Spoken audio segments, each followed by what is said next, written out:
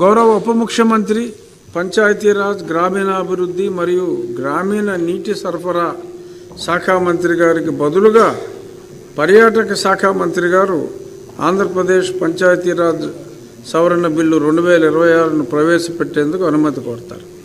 అధ్యక్ష, on behalf of deputy chief minister and Panchayati Raj minister Shri Pawan Kalyan గారు, I move for leave to introduce the Andhra Pradesh Panchayati-Raj Amendment Bill 2026. అవునన్నారు అందరూ అవునన్నారు. ప్రతిపాదన ఆమోదించబడినది. Bill సభలో ప్రవేశపెట్టబడింది. ఆంధ్రప్రదేశ్ పంచాయతీరాజ్ సవరణ బిల్లు 2026ను పరిగణలోనికి తీసుకునేందుకు మంత్రి గారు అనుమతి కోరుతారు. అధ్యక్ష, ప్రధానంగా ఈ సవరణకి మూల కారణం మనకి ఇప్పటి వరకు పంచాయతీరాజ్ ఇన్స్టిట్యూషన్స్లో ఓటు హక్కు కల్పించడానికి 18 సంవత్సరాలు నిండినటువంటి ప్రతి ఒక్కరికి కూడా అవకాశం ఉంది.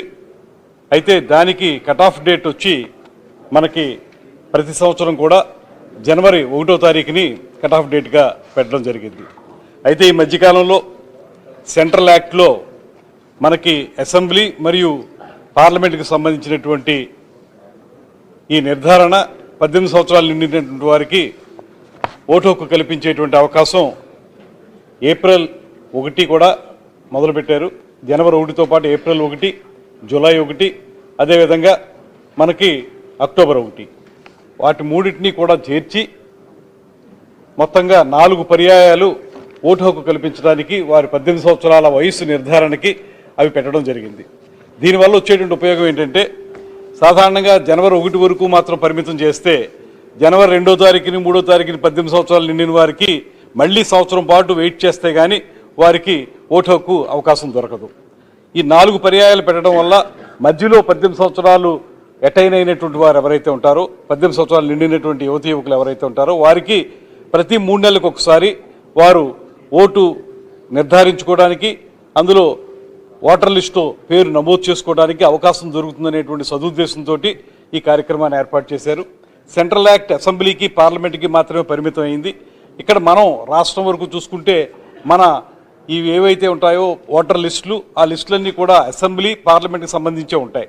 అయితే పంచాయతీరాజ్ ఇన్స్టిట్యూషన్స్ కూడా ఆ ప్రకారమే 4 పర్యాయాలు ఈ అవకాశం కల్పించినట్లయితే ఆన్ పార్ విత్ సెంట్రల్ యాక్ట్కి మనం అనుసంధానం చేస్తూ దీన్ని తద్వారా పురపాలక సంఘాలు ఎలాగా ఇప్పటికే జరిగింది, పంచాయతీరాజ్లో కూడా ఆ ఇన్స్టిట్యూషన్స్లో కూడా ఎవరైతే యువతీ యువకులు 18 సంవత్సరాలు నిండారో వారందరికీ ఓటు హక్కు కల్పించేటువంటి ఒక మంచి అవకాశం దీని ద్వారా లభిస్తుంది. అందువల్ల ఇది ఒక ప్రోగ్రెసివ్ కార్యక్రమంగానే మనం తీసుకోవాలి. దాంతోపాటు దీని యొక్క ఇంపార్టెన్స్ని గుర్తించి ముఖ్యమంత్రి గారు మనకి డిసెంబర్ 23వ తారీఖు 2025లో దీని ఆర్డినెన్స్ రూపంలో తీసుకురావడం జరిగింది. ఆర్డినెన్స్ ప్రకారం దీనికి ఇప్పటికే దానికి కార్యక్రమం నడుస్తుంది. అయితే దానికి చట్టబద్ధత కల్పించడానికి అప్పుడు మనకి హౌస్ లేదు కాబట్టి అది ఆర్డినెన్స్ రూపంలో ఇచ్చారు. ఇప్పుడు చట్టబద్ధత కల్పించడానికి హౌస్లో దీన్ని మూవ్ చేస్తున్నాం. దీన్ని అందరూ కూడా స్వాగతించాల్సిందిగా కోరుకుంటున్నాను.